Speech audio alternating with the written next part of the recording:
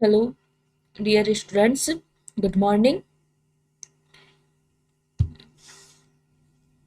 BA part first के अंतर्गत प्राचीन भारत इतिहास में आज हम जो टॉपिक ले रहे हैं वो हमारे जो पिछले वीडियो हैं उसी टॉपिक का एक पार्ट है। पिछले वीडियो में हमने जो प्राचीन भारत इतिहास के जो प्रमुख स्रोत हैं उन पे चर्चा की थी, जिसके अंतर्गत हमने धार्मिक साहित्य देखा और धार्मिक साहित्य में भी हमने ब्राह्मण ग्रंथ और अब्राह्मण ग्रंथ इनके बारे में अध्ययन किया। धार्मिक साहित्य के अलावा हमने धर्मेत्य साहित्य का अध्ययन किया। धर्मेत्य साहित्य के अंतर्गत हमने पिछले वीडियो में हमने ऐतिहासिक ग्रंथ, अर्ध ऐतिहासिक ग्रंथों पे हमने चर्चा की। इस वीडियो में हम इसी पार्ट को लेंगे।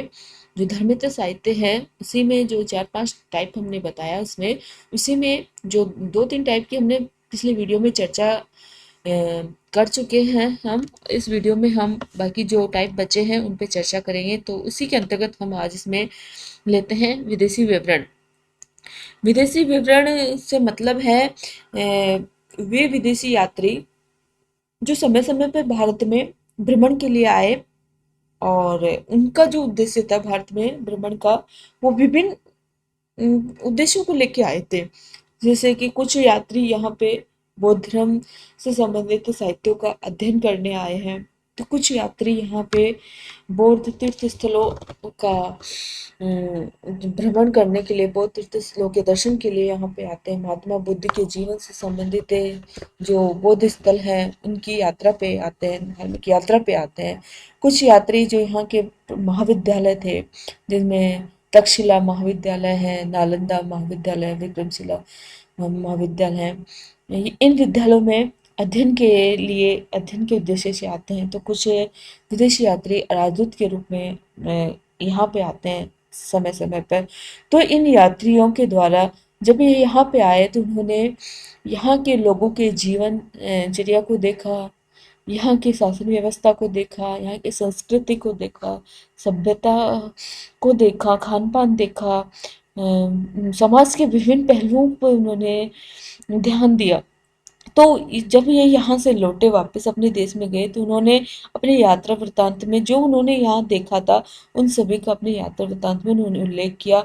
तो हमें इनके यात्रा वृत्तांत से उस समय जो तत्कालीन समय था उस समय की भारत के इतिहास के सभी पहलुओं की जानकारी प्राप्त होती है, जिसमें हम सामाजिक पहलू भी ले सकते हैं, आर्थिक पहलू भी ले सकते हैं, राजनीतिक पहलू भी हम इसमें ले सकते हैं। लेकिन यहाँ एक इतिहास के विद्यार्थी और इतिहासकार को इस बारे में अधिक सावधानी बरतने की ज़रूरत है, क्योंकि जब विदेशी यात्री यहाँ पे आते हैं तो उनका जो उनकी भाषा है, उनका जो कल्चर है, उनकी शासन पद्धति है, वो अपने यहाँ से भिन्न तरीके की होती है।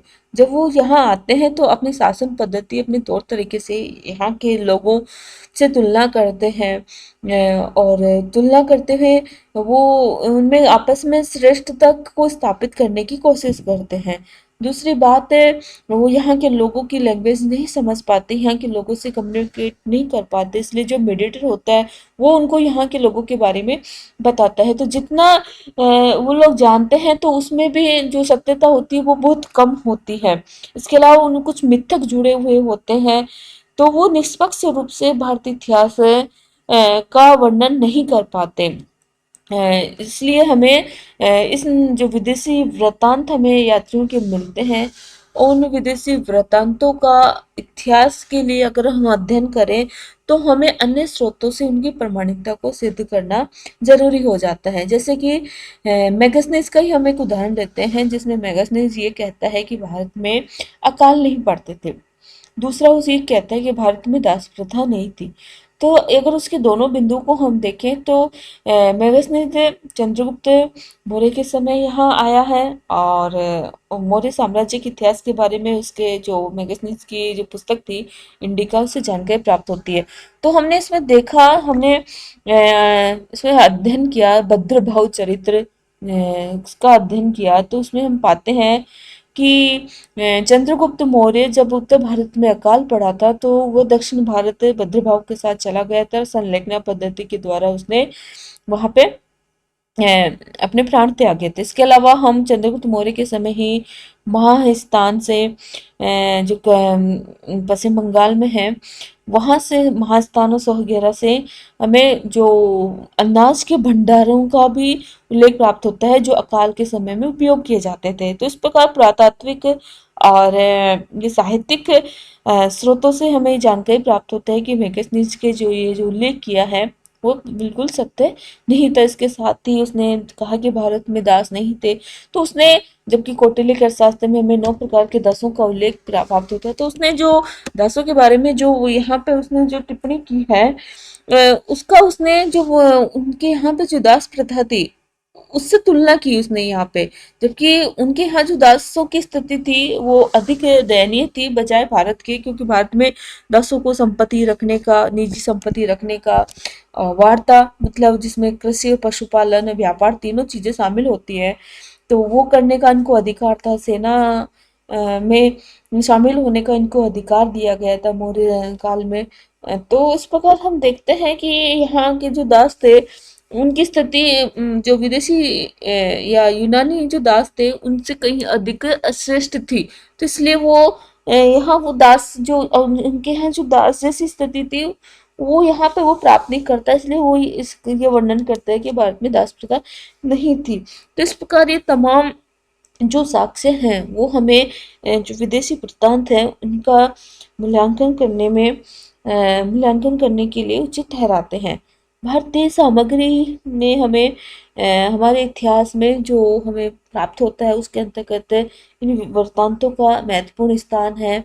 और इन्हीं वृत्तांतों से हमें जो महत्वपूर्ण इतिहास संबंधी हमें महत्वपूर्ण तथ्य प्राप्त होते हैं। जी, ये सामग्री हमें जो उत्साही यात्री होते हैं, जैसा मैंने आपको बताया, धर्मनिष्ठ होते हैं, भ्रमणशील होते हैं, विद्यार्थी होते हैं, या जो विदेशी इतिहासकार हैं, इनकी रचनाओं से हमें प्राप्त होती है। इसलिए इनको विदेशी वृत्तांत या विदेशी विवरण की संज्ञा दी जाती है। और विदेशी विवरण का यह महत्व भारतीय इतिहास का तिथि क्रमानुसार अध्ययन करने में सर्वमान्य है। यानी कि हमें जो विदेशी विवरण हमें या वृत्तांत प्राप्त होता है तो वहां पे हमें विदेश जो भारतीय इतिहास की जानकारी प्राप्त होती है वो तिथि क्रम के अनुसार हमें प्राप्त होती है, जो एक अपने आप में महत्वपूर्ण बात है। वास्तव में भारतीय सामग्रियों की कमी की पूर्ति करने वाली ये विदेशी जो विवरणी है, यानी कि जो कुछ हमें कहीं से जो सोर्स हमें प्राप्त नहीं होता वो हमें इनसे विदेशी वृत्तांतों से हमें उसकी पूर्ति हो जाती है। जहाँ कहीं भी हिंदू साक्ष्य है या हिंदू धर्मग्रंथ है, जैन साहित्य है, बौद्ध साहित्य, मौन होते हैं, वहाँ पर जो विदेशी वृत्तांत है वो प्रकाश डालते हैं। विदेशी विवरणों के संबंध में एक और बात उल्लेखनीय है कि इनकी कुछ अपनी सीमाएं भी थी, जैसा मैंने आपको पहले भी बताया। भारत में यूनानी है, रोमन है, चीनी है, तिब्बती आदि जो थे वो समय समय पर भारत में भ्रमण करने आए। ये सभी यात्री भारतीय परंपराओं से परिचित नहीं थे, हमारी भाषा का इनको ज्ञान नहीं था, और इस कारण इनकी जो रचनाओं या इनकी जो विवरण है उनमें कई भ्रांति और स्वभावतः मिलती है। इसलिए जैसे फायान और रेनसांग है वो हर मंदिर बौद्ध विहारी दिखाई पड़ता था, पर इनकी सीमाओं के होते भी हम विदेशियों के विवरण के महत्व को नकार नहीं सकते।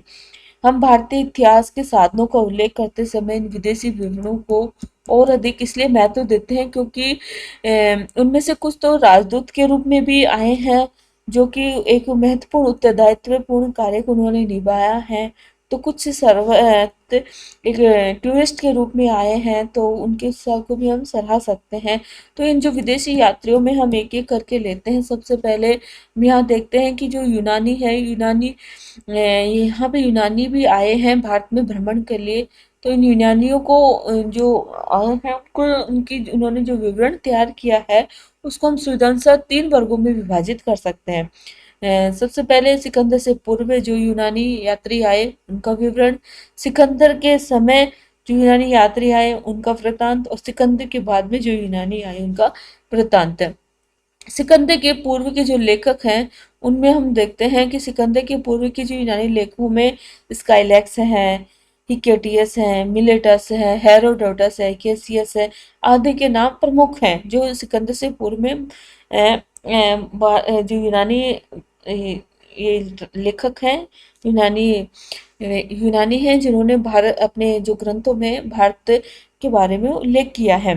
स्काईलैक्स एक यूनानी सैनिक था जो फारस के सम्राट दारा के आदेशानुसार सिंधु नदी का पता लगाने भारत आया था। उसने अपनी यात्रा का विवरण तैयार किया, किंतु उसकी जानकारी विशेषकर सिंधु घाटी तक ही सीमित थी।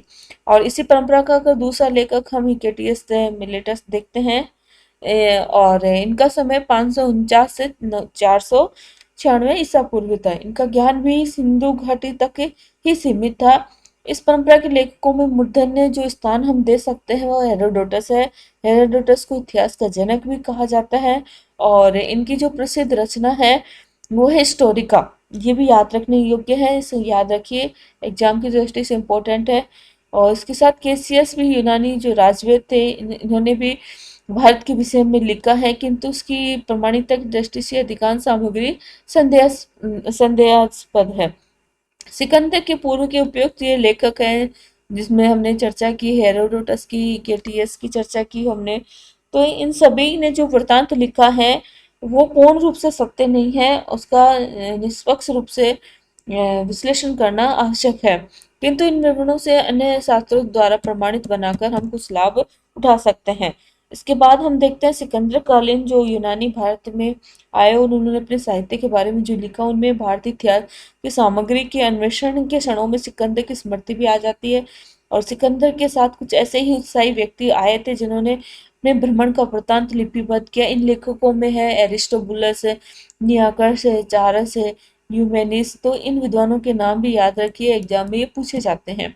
इन लेखकों ने सिकंदर के आक्रमण का सजीव चित्रण किया है। यद्यपि इनके ग्रंथ मूल रूप से उपलब्ध नहीं है, किंतु इनके परवर्ती जो लेखक हैं उन्होंने इनके जो ग्रंथों के उदाहरणों को लेकर अपने ग्रंथ की रचना की, जिनसे हमें ऐतिहासिक सामग्री प्राप्त होती है। इसलिए इनका भी इतिहास की दृष्टि से महत्वपूर्ण स्थान है। और सिकंदर के बाद के लेखकों में हम देखें तो यूनानी लेखकों में राजदूत आए हैं हमारे यहाँ, और यात्री के रूप में कई यूनानी भारत में आए हैं। जिन कुछ लेखकों ने सिकंदर के अनुयायियों के आधार पर ग्रंथ रचना की, जिनमें भारतीय समाज की इतिहास की कुछ जो सामग्री प्राप्त होती है। इन लेखकों में जैसे मैगसनीज है, प्लिनी है, टॉलमी, डायमेकस, डायरस, प्लूटार्क, एरियन, कार्टियस, जस्टिन, स्ट्रबो आदि के नाम विशेष उल्लेखनीय है। जैसे कि मैगसनीज है, वो यूनानी शासक सेल्यूकस के राजदूत के रूप में चंद्रगुप्त मौर्य के दरबार में आया था, और लगभग 6 वर्षों तक वो पाटलिपुत्र में निवास किया उसने। वहां से फिर वो वापस लौट गया था। उसने भारत की तत्कालीन राजनीतिक स्थिति और उसकी सामाजिक स्थिति के बारे में बहुत कुछ अपनी पुस्तक है इंडिका में लिखा है। यह पुस्तक वर्तमान में अपने मूल रूप में उपलब्ध तो नहीं है, किंतु अन्य ग्रंथों से मेगसनीस के जो पुस्तक के कई उदाहरण हमें प्राप्त होते हैं, जिनसे हमें पर्याप्त ऐतिहासिक सामग्री प्राप्त होती है। इसके अलावा राजदूत के रूप में जो दूसरा व्यक्ति भारत आया वो था डायमेकस। ये सीरिया के राज दरबार से आया था। सीरिया का राजदूत था जो बिंदुसार के दरबार में कुछ समय तक रहा था। इसी प्रकार डायोनीसियस है, ये राजदूत के रूप में भारत आया। और उपयुक्त दोनों लेखकों के मूल ग्रंथों का हमें पता नहीं है, लेकिन जो बाद के इनके लेखक हैं, जो परवर्ती लेखक हैं, ने इनके नाम का उल्लेख किया है और इनके ग्रंथों से जो सामग्री प्राप्त हुई है उसको भी अपने ग्रंथों में उदाहरण के रूप में यूज किया है, जिसके आधार पर हम भारत के इतिहास के तत्कालीन इतिहास के बारे में जान सकते हैं। अन्य यूनानी लेखकों के केवल नाम तक ही गिनाए जा सकते हैं, उनकी किसी कोई विशेष ऐतिहासिक सामग्री जिनका कोई महत्व नहीं है, हमें ऐसी प्राप्त नहीं हुई है। जो यात्री भारत के जिस कोने में पहुंचे उसके आधार पर उसने संपूर्ण भारत का चित्रण कर दिया। टॉलमी दूसरा लेखक है यूनानी जिसका नाम ऐतिहासिक दृष्टि से विशेष उल्लेखनीय है, और यह लगभग दूसरी शताब्दी ईस्वी में भारत में आए। उन्होंने भारतवर्ष के भूगोल से संबंधित पुस्तक लिखी थी। टॉलमी का दृष्टिकोण पूर्णतः वैज्ञानिक था। इसके विवरण में सत्य का अंश अधिक है। यद्यपि भारत के भूगोल उसके मानचित्र का ठीक ठीक विचार टॉलमी के मस्तिष्क में नहीं आया था, तथापि उनका प्रयास पूर्णतः असफल नहीं माना जा सकता। टॉलमी के बाद में प्लिनी का नाम लिया जा सकता है, और प्लिनी की जो पुस्तक थी उसका नाम है नेचुरल हिस्ट्री। टॉलमी की ज्योग्राफी है पुस्तक का नाम, और प्लिनी की नेचुरल हिस्ट्री। तो ये भी याद रखिए, इंपॉर्टेंट है। प्लिनी ने भी भारतवर्ष के जो भौगोलिक परिवेश का चित्रण किया है, जिसमें उन्होंने पशुओं का, पेड़ पौधों का, खनिज पदार्थों का अपनी पुस्तक में उल्लेख किया है, और ये उनकी जो पुस्तक थी प्रथम शताब्दी ईस्वी में लिखी गई थी। इसी प्रकार एरियन भी महत्वपूर्ण है। इनका भी जो साहित्य है वो ऐतिहासिक दृष्टि से महत्वपूर्ण है। भारत पर मकदूनिया की विजेता के आक्रमण के विषय में भी कोई भी भारतीय ग्रंथ प्रकाश जहाँ नहीं डालता, वहाँ ये जो यूनानी लेखक है वो प्रकाश डालते हैं। हमें यदि उपयुक्त लेखकों ने अपनी पुस्तक की रचना न की होती तो हमें न तो सिकंदर के आक्रमण का हमें ज्ञान प्राप्त होता और न ही इनकी उपयोगिता सिद्ध होती। कर्टियस है, जस्टिन है, स्ट्रेबो है, इनके योगदान को हम नहीं भूल सकते। इनके विवरण से हमें जितना भी चाहे वो अति रंजित अतिशयोक्ति में हो, चाहे वो काल्पनिक उड़ान भी हो, लेकिन जितना भी हमें इतिहास या तथ्य प्राप्त हुए हैं, वो कहीं न कहीं जो भारतीय साहित्य मौन है, वहाँ पे उस पहेली को सुलझाने में, जो अनसुलझे प्रश्न है उनको सुलझाने को या उनका आंशिक ज्ञान प्राप्त कराने में निश्चित रूप से वो सहायक हुए हैं। एक अज्ञात लेखक की पुस्तक है पेरिप्लस ऑफ एरिथियंस है। तो इस पुस्तक से भी हमें प्राप्त ऐतिहासिक सामग्री प्राप्त होती है। इसमें भारतीय वाणिज्य पर भी इस पुस्तक से प्रकाश पड़ता है। जो किसी अन्य स्रोत से हमें जानकारी प्राप्त नहीं होती, वो इस पुस्तक से हमें भारतीय बंदरगाह के बारे में विशेष तौर पर इस पुस्तक से हमें जानकारी प्राप्त होती है। इस प्रकार जो पुस्तक की रचना है 547 ईसा पूर्व में सॉरी ईस्वी में की गई थी। यूनानी लेखों के बाद हम इसमें चीनी यात्रियों के वृत्तांत का अध्ययन करें तो इसके अंतर्गत भारत का जो बौद्ध धर्म है लगभग प्रथम शताब्दी ईस्वी में चीन पहुंचा और तो चीन निवासियों ने हृदय में भारतवर्ष के प्रति एक विशेष रुचि उत्पन्न हुई। धार्मिक तथ्यों के अन्वेषण के लिए तत्संबंधी ज्ञान की प्राप्ति के लिए अनेक चीनी यात्री लालायित हो उठे और वो भारत में गौतम बुद्ध की पावन जन्मभूमि का दर्शन करने और बौद्ध साहित्य का अध्ययन करने आदि विभिन्न उद्देश्यों से वशीभूत होकर चीनी यात्री समय समय पर भारतवर्ष की यात्रा करने के लिए आए और उन्होंने जब यहाँ से वो लौटे तो उन्होंने अपनी यात्रा का पूरा वृत्तांत उन्होंने लिपिबद्ध किया था। तो चीनी साहित्य से भी हमें भारतीय इतिहास के एक लंबे युग का परिचय प्राप्त होता है। यात्रियों का दृष्टिकोण भी पूर्णतः धार्मिक रहा है। किसी भी वस्तु या दृष्टिकोण को वे इसी दृष्टिकोण से देखते थे। उनके विवरणों से भी हमें इतिहास से संबंधित प्रचुर सामग्री हमें प्राप्त होती है। चीन के प्रथम जो इतिहासकार थे सोमासीन ने लगभग प्रथम शताब्दी ईसा पूर्व में इतिहास की एक पुस्तक लिखी। सोमासीन की इस पुस्तक से प्राचीन भारत में बहुत कुछ प्रकाश पड़ता है।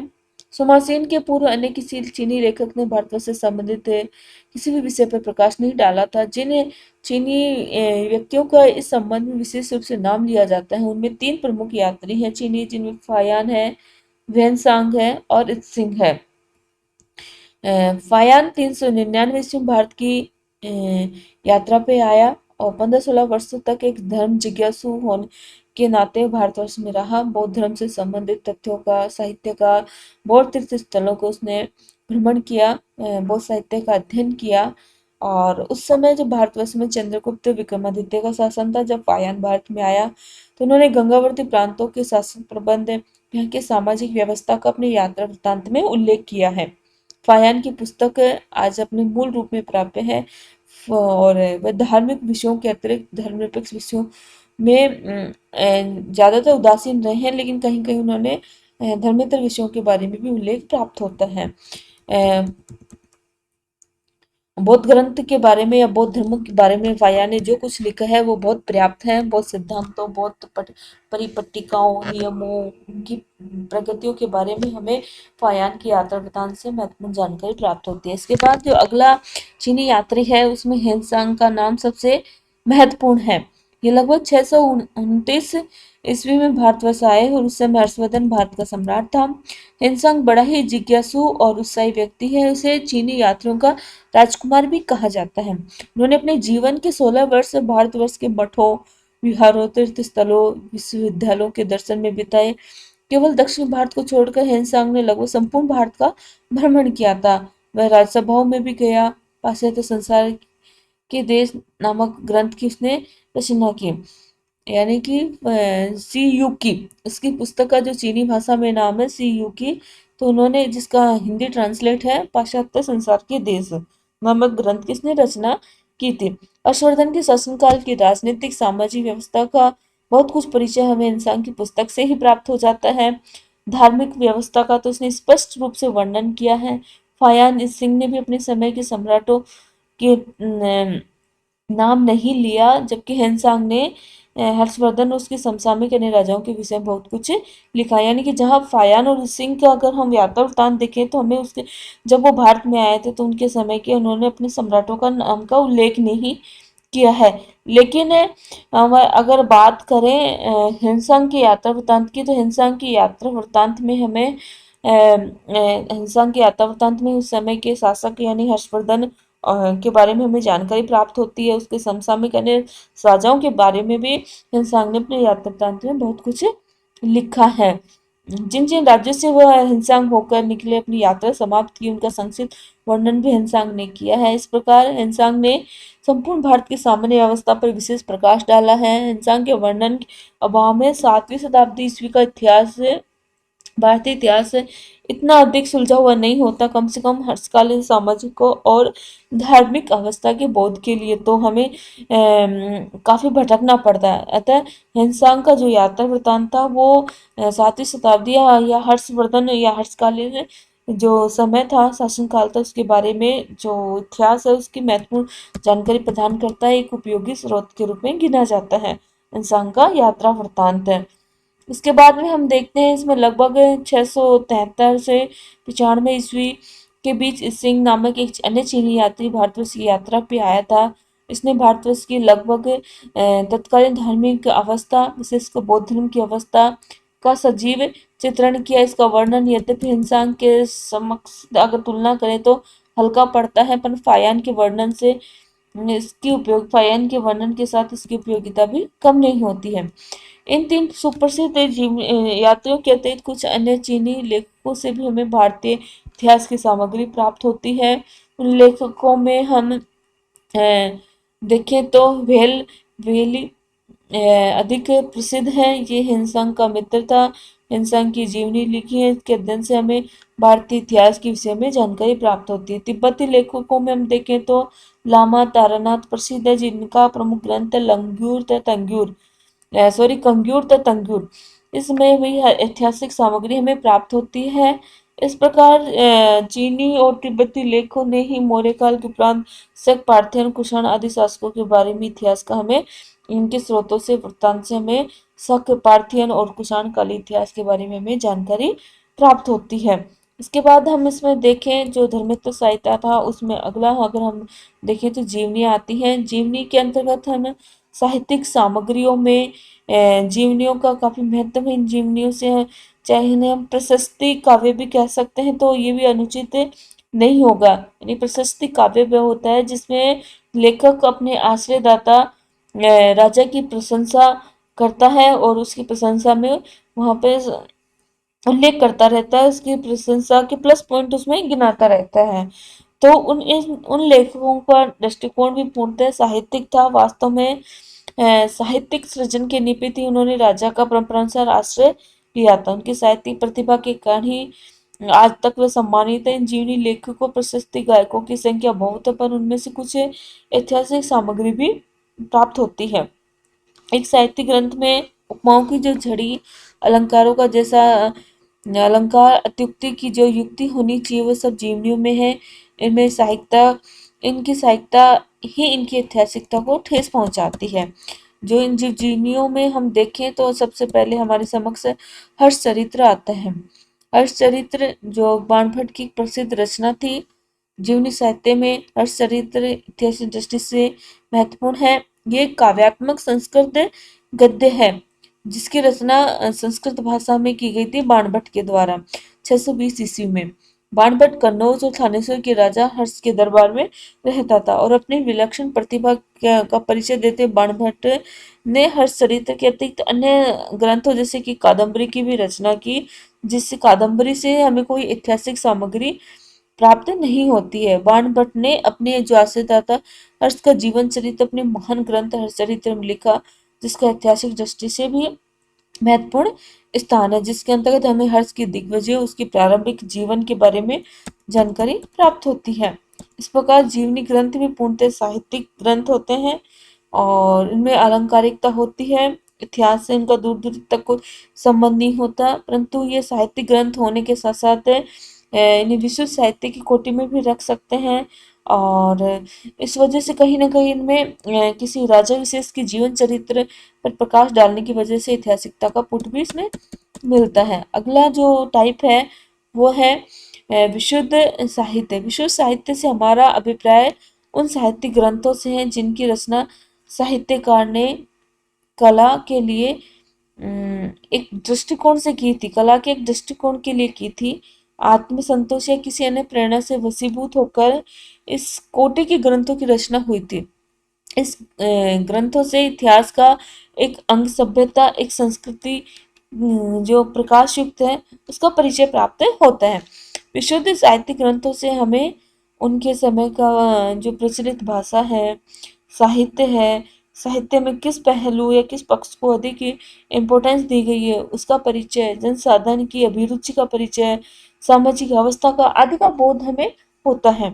इन ग्रंथों से में हमें हर्ष के 3 नाटक नागानंद, रत्नावली और प्रियदर्शिका का भी विशेष उल्लेखनीय स्थान है इस श्रेणी में। इन नाटकों से हमें 7वीं शताब्दी के भारत के बारे में थोड़ा थोड़ा परिचय पड़ता है, क्योंकि शुरुआत में जो इतिहास लिखा गया था वो इतिहास एक राजनीतिक इतिहास था, यानी कि राजनीतिक पक्ष को अधिक इसमें इम्पोर्टेंस दी गई थी। लेकिन अब वर्तमान में जो इतिहास में जो राजनीतिक के साथ साथ सामाजिक इतिहास की भी रचना की जाने लगी। समाज के जो विभिन्न वर्ग हैं जिनमें महिला हैं, जिनको हमें कॉमन मैन कहते हैं, उसके बारे में इतिहास लिखा जाने लगा है। उसकी इतिहास निर्माण में क्या भूमिका थी, महिलाओं की क्या भूमिका रही है, कॉमन मैन की क्या भूमिका रही है, एक विद्यार्थी के इतिहास निर्माण में क्या भूमिका रही है, किसान की क्या भूमिका रही है। तो जहाँ जो प्रारंभ में जो इतिहास बना है वो केवल राजनीतिक इतिहास कह सकते हैं, लेकिन वर्तमान में क्योंकि बिना सामाजिक इतिहास के राजनीतिक इतिहास अधूरा है, इसलिए वर्तमान में एक सामाजिक इतिहास, एक आर्थिक इतिहास को लिखा जाने का भी प्रयास किया जा रहा है। तो इसी दृष्टि से ये जो विभिन्न सोर्स हैं जो हमें समाज के विभिन्न आयामों को प्रकाशित करते हैं, ये एक सामाजिक इतिहास निर्माण में एक अहम भूमिका निभा सकते हैं। तो कालिदास के नाटकों से भी हमें महत्वपूर्ण जानकारी प्राप्त होती है। कालिदास के नाटकों से उस समय की जो तत्कालीन सामाजिक अवस्था है, जो सामाजिक विशेषता है, उनके बारे में पर्याप्त प्रकाश पड़ता है। इसके अलावा गुडाढ्य की व्रत कथा है, उससे भी हमें उस समय की तत्कालीन सामाजिक जीवन की जानकारी प्राप्त होती है। इसके अलावा व्रत कथा है, सेमेंद्र की व्रत कथा, मंजरी है, सोमदेव का कथा, सरित सागर आदि विश्व के साहित्यिक ग्रंथ है जिनसे हमें उस समय के सामाजिक इतिहास के बारे में जानकारी प्राप्त होती है। तो ये थे हमारे साहित्यिक स्रोत जिनसे हमें एक इतिहास, प्राचीन इतिहास निर्माण में सहायता प्राप्त होती है या प्राचीन इतिहास निर्माण के लिए उपयोगी थे। ये जो साहित्यिक स्रोत, इस प्रकार साहित्यिक स्रोतों को हमने इस वीडियो में, पिछले 2 वीडियो में समझा है कि साहित्यिक स्रोत होते क्या हैं और साहित्यिक स्रोतों को कितने भागों में डिवाइड किया गया है, धार्मिक साहित्य कौन से हैं और धर्मेतर साहित्य कौन से हैं, ब्राह्मण ग्रंथ कौन से हैं और धर्म अब्राह्मण ग्रंथ कौन से हैं। इसके अलावा जो विशुद्ध ऐतिहासिक ग्रंथ कौन से हैं और इनकी क्या उपयोगिता है, राजनीतिक इतिहास, सामाजिक इतिहास, आर्थिक इतिहास निर्माण में किस तरह मदद कर सकते हैं, विधानी वृत्तांत कौन कौन से हैं, वो किस तरह हमारी सामाजिक स्थिति को उजागर करते हैं, राजनीतिक स्थिति को उजागर करते हैं। तो ये सभी जो साहित्यिक स्रोत है वो प्राचीन भारतीय इतिहास के निर्माण में उपयोगी हैं। और एक इतिहासकार इन सभी स्रोतों का आप उपयोग करते हुए, एक दूसरे से तुलना करते हुए सत्य को निकालता है, तथ्यों को निकालता है और उन तथ्यों को इतिहास में समावित करता है, विभिन्न अन्य प्रमाणों से सिद्ध करता हुआ। तो इस प्रकार अगला जो टाइप हम पढ़ेंगे स्रोत के अंतर्गत वो है पुरातात्विक स्रोत। तो हमें साहित्यिक स्रोत की वैज्ञानिकता को सिद्ध करने के लिए हम पुरातात्विक स्रोतों का भी सहारा लेते हैं जिनसे उनकी प्रामाणिकता सिद्ध होती है। तो अगले वीडियो में जो हमारे अध्ययन का विषय होगा वो विषय हमारा साहित्यिक स्रोत के बाद जो अगला टाइप हमारा पुरातात्विक स्रोत उस पे रहेगा। इसी के साथ आज का लेसन कंप्लीट है। धन्यवाद।